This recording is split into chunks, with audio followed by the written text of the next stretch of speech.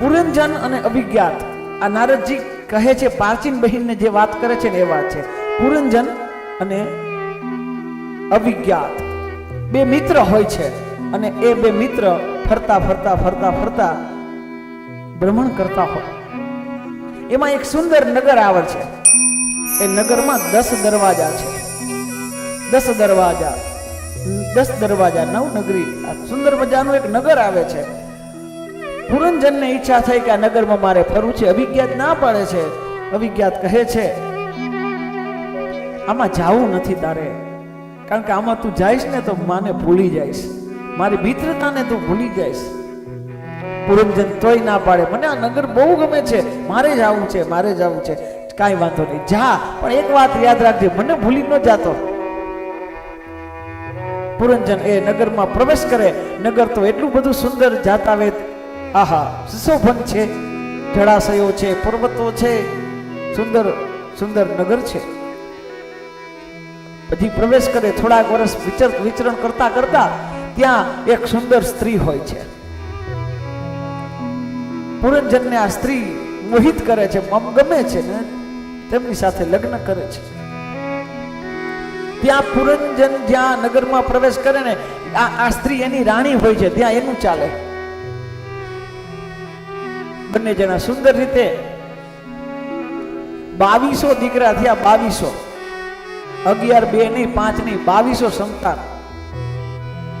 ધીમે ધીમે ધીમે થોડાક વર્ષ પછી ત્યાં જરા નામની કોઈ સ્ત્રી આવે છે અને જરા નામની સ્ત્રી પુરંજનને કહે છે કે મારે તારી સાથે લગ્ન કરવા છે. જોતા જ ડર લાગે. પુરંજન ના પાડે કે ના, હું મારી પુરંજની વગર નહીં રહી શકું. પત્નીનું નામ પુરંજની, હું મારી પુરંજની વગર નહીં રહી શકું. તોય યુદ્ધ થાય છે, કારણ કે જરાનું જે સૈન્ય છે ને એ પુરંજનીના કરતા બહુ વધારે છે. પુરંજની પાસે સૈન્ય છે 11નું.